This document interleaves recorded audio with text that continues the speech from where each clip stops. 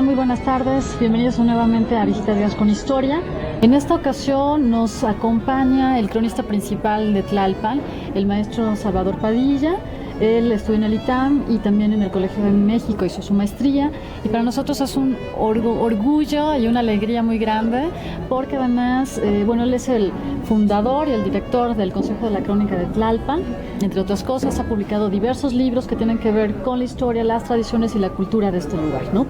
Pues bienvenido, don Salvador. Muchas gracias por acceder a nuestra charla. Muchas gracias a ti, Paola, y muchas gracias a lo que representas. Sé que tú tienes ya, a pesar de tu juventud, una carrera ya muy consolidada en materia de historia, visitas guiadas. Entonces, gracias. Muchas gracias. No, muchas gracias a usted.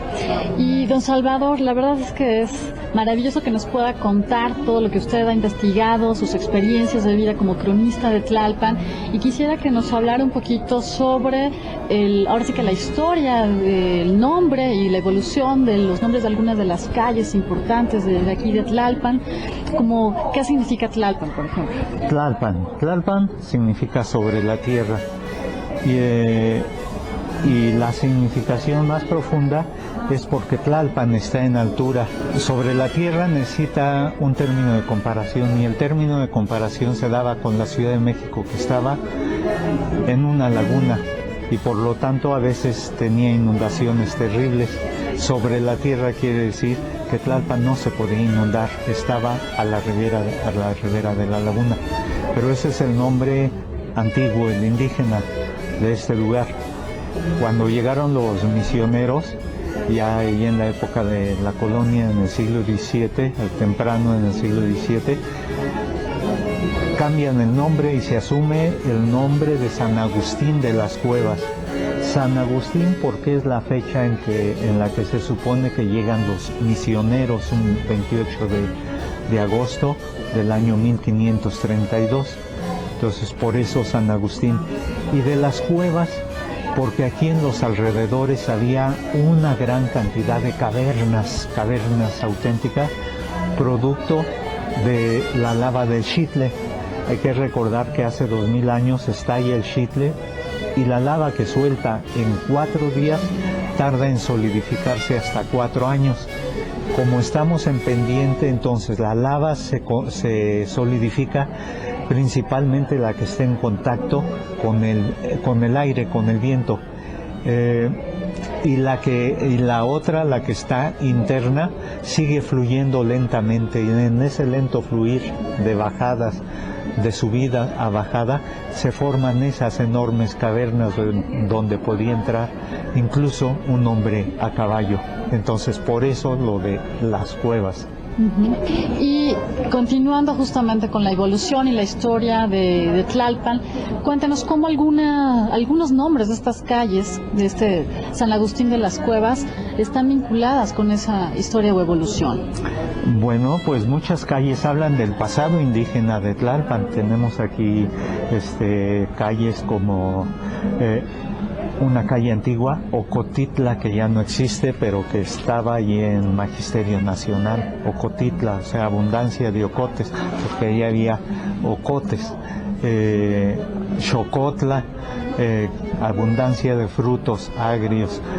Chilapa, río de chiles. Entonces hablan de el pasado indígena de Tlalpan. Aguacatitla, y otros donde ya se empieza a mezclar el idioma español con el idioma indígena, por ejemplo Naranjatitla o Limontitla. Eso está interesante. Entonces eso habla del pasado indígena. Posteriormente, en la época de la independencia, aquí tenemos claramente reflejado en la calle Madero. Uh-huh. En el último tramo, el que da de Allende a San Fernando, hay una placa que dice ahí calle Guadalupe, que no creo que sea muy inocente. Yo creo que data de la época de la Guerra de Independencia. Recordemos cómo los guadalupes eran un grupo que apoyaba a los insurgentes, les conseguía armas, les pasaba informes de la situación. Entonces eso habla de la parte de la independencia. Esa misma calle, Madero, hasta hace poco tiempo en el estanquillo que se llama La Manchega, allí había una placa que hablaba de la calle Ferrocarril. Eso habla de la época del Tlalpan industrial. El Tlalpan era importante por su industria y entonces tenía el derecho a tener una conexión del ferrocarril. ¿Qué ferrocarril?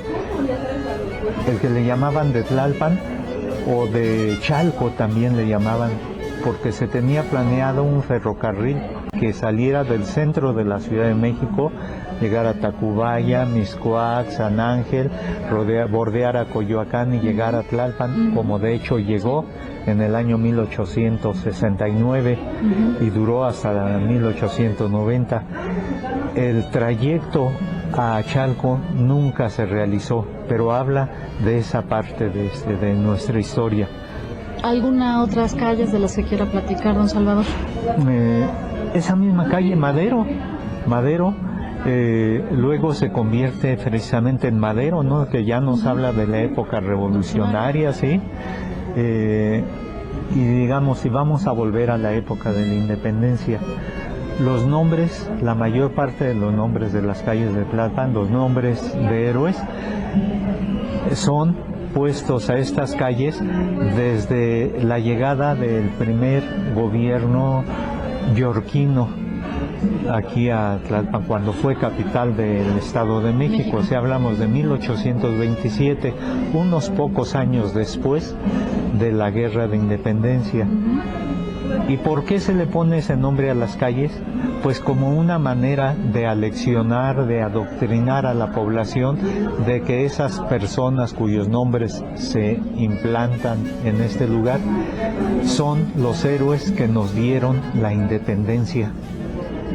Posteriormente, por ejemplo, los nombres se utilizan para adoctrinar a la población, que por ejemplo en la época de Porfirio Díaz nuestras calles llegan a tener los nombres como de Porfirio Díaz, Ramón Corral, Escandón. Entonces esos nombres no duraron mucho, pero hablan también de un proyecto político diferente al independentista, que fue el porfiriano. Claro.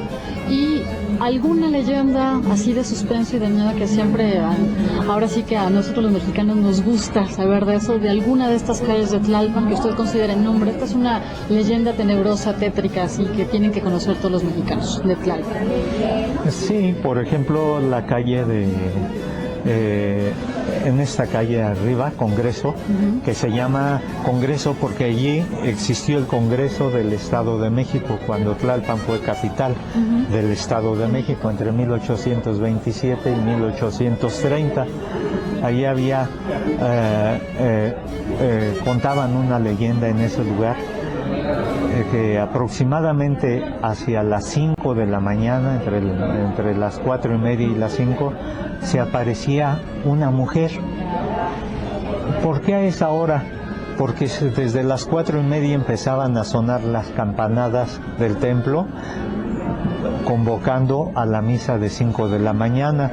Había misa de 5 de la mañana porque este era un pueblo agricultor, y los agricultores comenzaban su jornada laboral muy temprano al salir el sol, por eso aquel dicho de que trabajo de sol a sol. Entonces a las 4 de la mañana todavía estaba oscuro y bajaban los campesinos hacia la parroquia y encontraban muchas veces a una señora que venía caminando lentamente. Ellos venían detrás y al tiempo de tratar de rebasarla, la mujer, como en un gesto de honda desesperación, se llevaba la mano a la cabeza, pero para sorpresa y terror de la gente de Tlalpan, en ese momento se desprendía su cabeza y se venía caminando sin cabeza por la calle de Congreso, y la cabeza aquí enfrente a la altura del pecho, mientras exhalaba ayes muy lastimeros. La gente corría espantada en todas direcciones y evitaba en los días siguientes caminar por la calle de la decapitada de la hora del alba. Ay, sí que fue una historia tenebrosa, don Salvador. Así es. Pues muchísimas gracias, don Salvador, por habernos acompañado en esta charla de historia, de cultura, y la verdad estamos muy agradecidos. Y pues, amigos de Visitas Guiadas con Historia, ahora sí que los invitamos a que se sigan suscribiendo a nuestro canal de YouTube para poder escuchar ahora sí que las palabras sabias de académicos, de cronistas, que nos van a estar comentando y compartiendo sus conocimientos. Muy bien, Paola, cuando vengas a hacer una visita guiada aquí, acuérdate de visitar esta casa que es emblemática, la casa de Juan, emblemática en el sentido de que es un ejemplo de las casonas que existían entonces. Exacto. Pues muchas gracias, don Salvador. Gracias a ti, Paola. Bueno, hasta la próxima. Hasta la próxima.